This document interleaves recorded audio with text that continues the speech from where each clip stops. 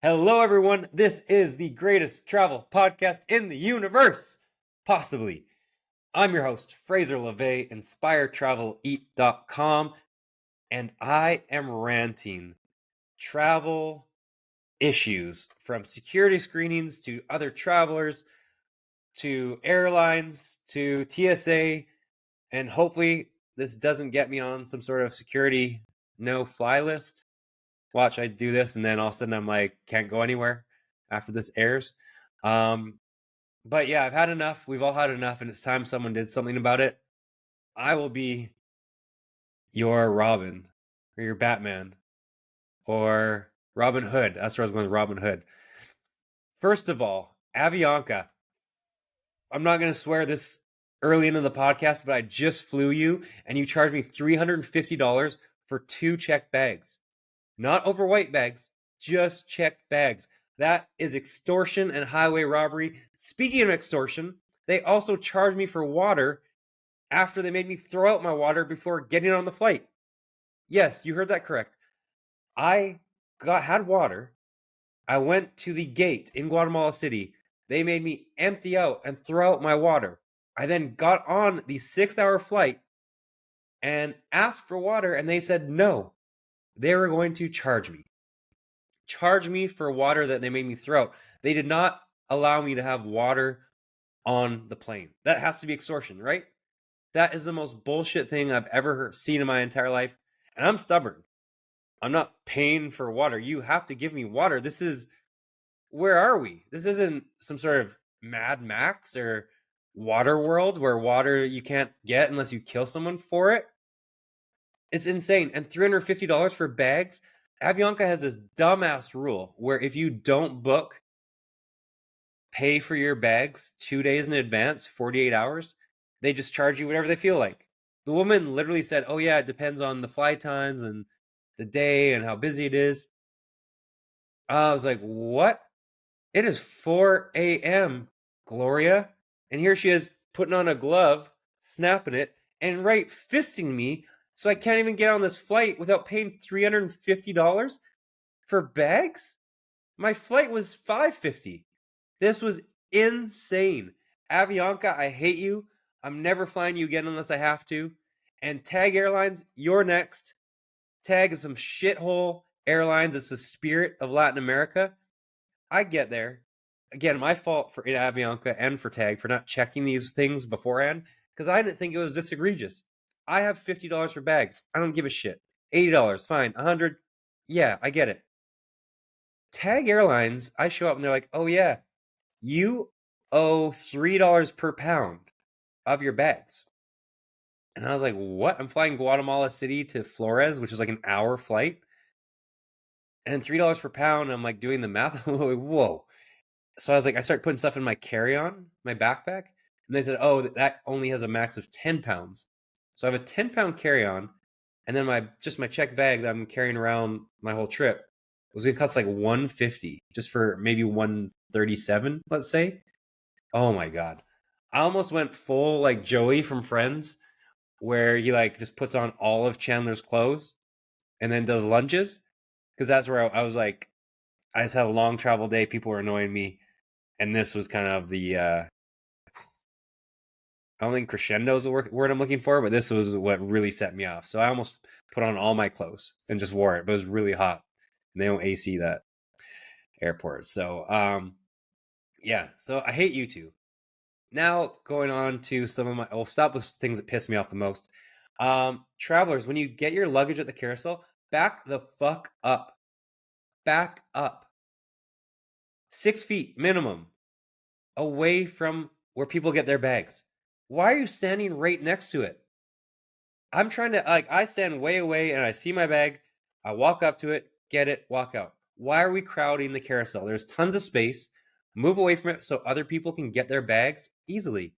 I took my bag off the other day and it like brushed some dude and he looked at me like I hit him in the head. And you know what? At that point, I wish I did. I just paid $350 for this fucking bag and not served water and spent 8 hours in LAX, which I'll save LAX for after, but I hate you, LAX. And he's mad at me that I couldn't get my bag off the carousel without hitting him because this asshole was just standing in the way. Get away from the carousel, please, everyone. Back up 6 feet. Does that save you time? What are you doing? What are we doing here? That doesn't make any sense. This is 10 times worse than the people who stand up instantly when the seatbelt sign goes off. That makes zero sense. I don't care because I'm not standing. If anything, the people give me more space in my seat when they get up and they stand like weirdos. So unless you have like some sort of blood clots where you need to be walking a lot, why are you standing up? Again, I don't care because it gets out of my way, but it's just really weird and annoying. Those ones really bother me.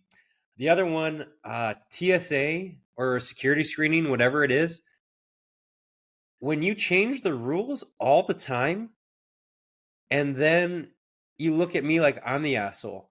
Like sometimes I can take my shoes off. Sometimes I can keep my computer in my bag. Sometimes I can't. Sometimes I can do this. Sometimes like you just move the goalposts all the time and then treat me like I'm the scumbag. When I flew 2 days before and you changed the rules. So why just can we get some consistency? And the USA is the worst. My friend said it. He was like, flying anywhere in the USA. Everywhere else, like in Guatemala, you can take water through security, but you can't to get on a flight to the US, which I just kind of ranted on about. Canada, you keep your shoes on most of the time. Sometimes you don't. Computers don't have to come out of the bag. Sometimes they do.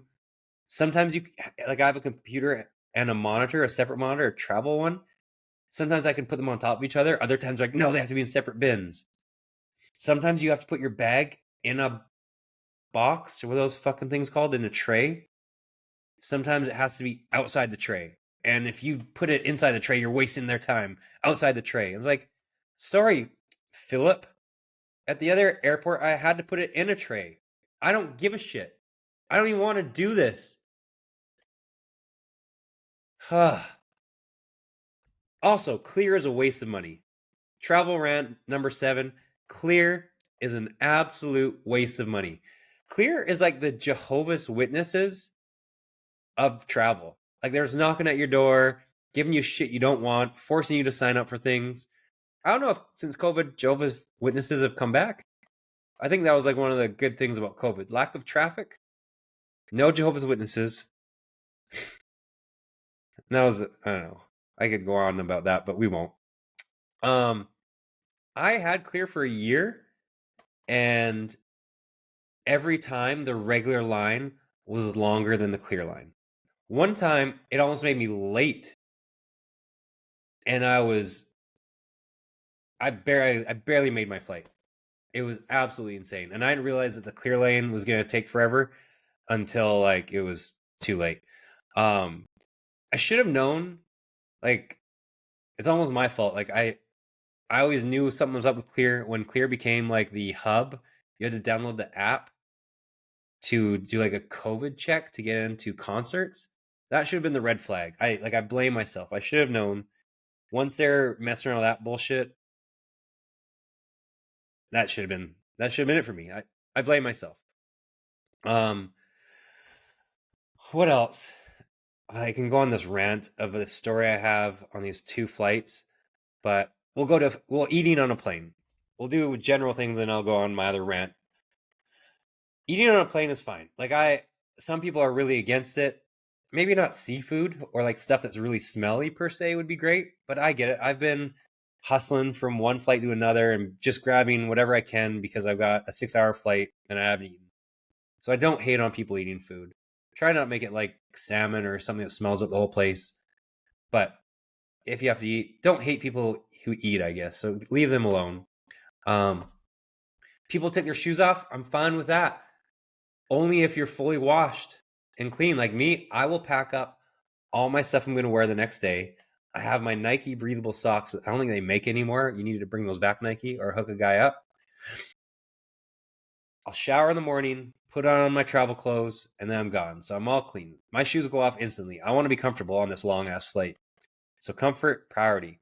Now, let's say if you're in New York on some business meetings all day, wearing some pumps, and then you gotta catch the red eye back after 10 hours of meetings, you gotta keep those pumps on, sis. I'm sorry, Tiffany. You just gotta keep those shoes on.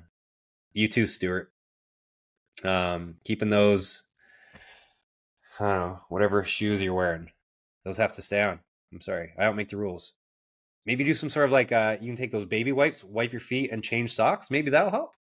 That's an idea. But just keep in mind, um, don't judge people who are sleeping at the airport. Give them some space. Don't be loud. Keep your kids away from them. They've been maybe traveling since 2 a.m. from Antigua, from Guatemala. And then they got charged $350 for their luggage and then weren't given any water. Then had an 8-hour layover in LAX, that maybe one of the worst airports on earth. And they just want to be left alone in a quiet place. So why you take your kids right next to them is beyond me, hypothetically. Toronto Airport, awful. Kelowna Airport, stop losing my luggage. Now, while I think of some other stuff to rant about, I get on this flight. Where do I start? Oh, my Uber on the way rear-ended someone. She was the worst driver I've ever been with. And she was trying to be cool. She was like 50 plus, 60 plus, playing hip hop music and like talking to me and on stuff and like looking at me while she talked. And I was like, ma'am, I just want to get to the airport safely. Can you stop whatever you're doing here? Maybe it was flirting. Then she rear-ended someone. So then I get there and something else bad happened. But I wish, because I was already stewing. So I get on the flight and I go to sit in my seat. And there's someone sitting in my seat.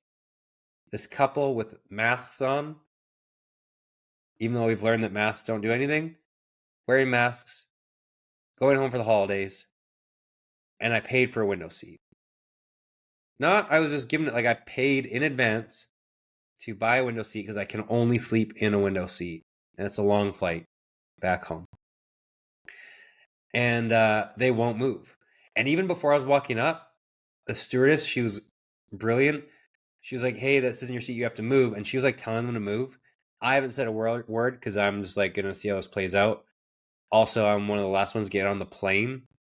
So everyone's kind of looking at this scenario. And I'm not going to be the guy who ends up on TikTok upset over a seat. Speaking of which, people who get on flights super early and like get up and line up, you're also crazy. You're the same as the ones who like stand up when the plane lands. When we have assigned seats, why do you care about like rushing to get on the airplane so fast? I don't get that. There's another rant we could add it. So she's like, you have to move, you have to move. And I'm just standing there in the aisle, just kind of like, it's early in the morning. I'm not a morning person. Dumbfounded, I'm in this scenario. And then some woman behind the two says to me, you know what? You're lucky to even make it home. 14 people didn't even get to go home on this day, blah, blah, blah. And I don't think I've really given many death stares, but I gave this woman as much of a STFU with my eyes as I could.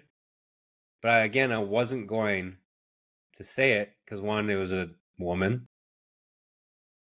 If it was a guy, ooh, good question. I probably would have cursed that motherfucker out if it was a guy. Hands down. Oh my god. But I did say, I was like, well, you're so bubbly. Why don't you just give me your window seat then if it doesn't matter? Because I paid for this one. I didn't say that. In my head, I did. I had so many things I wanted to say that I kept in my head. 25-year-old me probably wouldn't have. Again, it was a woman, so I would have. But if it was a dude, whoa, he would have gotten lit the fuck up. So she says this to me, and I'm like, again, in my head, I'm like, I wish you were in my inner monologue for everything that I was rolling through because you would have absolutely loved it. And I'm just like, I haven't said a word, miss. The stewardess is trying to move people who are in the seat I paid for, and they would not move. And I was like, and she's like, oh well. She goes, I'll move you. Finally, the stewardess like understood like the scenario. I had still hadn't said anything because again, I don't want to be the guy who's up on TikTok screaming at someone or making a fuss. And she goes, "Okay, well, there's a first class seat open. I'll give you that one." And I said, "Great." And you know what? After all, patience, I think, is a virtue, as they say. And I think turning the other cheek, and what's the word, like the secret? Positivity, putting out in the world what you want to give back. I did that in that trying time. And I'm rewarded with this first class seat. As I turn around, a woman in her 60s, 70s plus stood up and she goes, "Well, I was moved from my seat," and she was in an aisle seat. "I was moved from my seat. I want the first class. I'll take that." And like she sat right where I was and then walked to the front. And I was just like, I didn't really look at the stewardess because I didn't want to make it look like I gave her like a side eye, like, okay. Again, she's probably 70s, 60-year-old woman. I'm not gonna say no to that. I was just in a rock and a hard place the entire time. I was like, I couldn't say anything. I was just, sometimes you have to stand there and be a good Catholic, I guess. But I was inside, I was stewing. I was like, all right.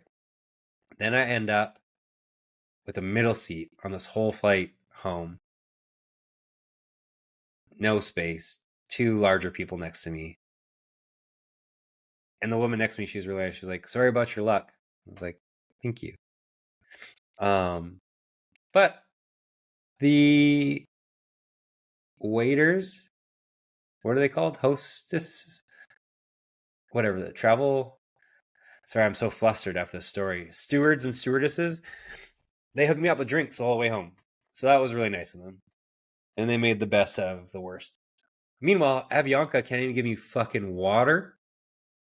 But at least at Alaska Airlines, they hooked it up with alcohol for the issue. So that was nice. And then WestJet. I hate WestJet. WestJet is the worst, is third worst behind the other two I just mentioned, Avianca and Tag. WestJet, when you have to like get a hold of them, you have to book something with them like days in advance because they're not even staffed properly. And then I'm on I take my AirPods out most of the time. Again, I was already frustrated.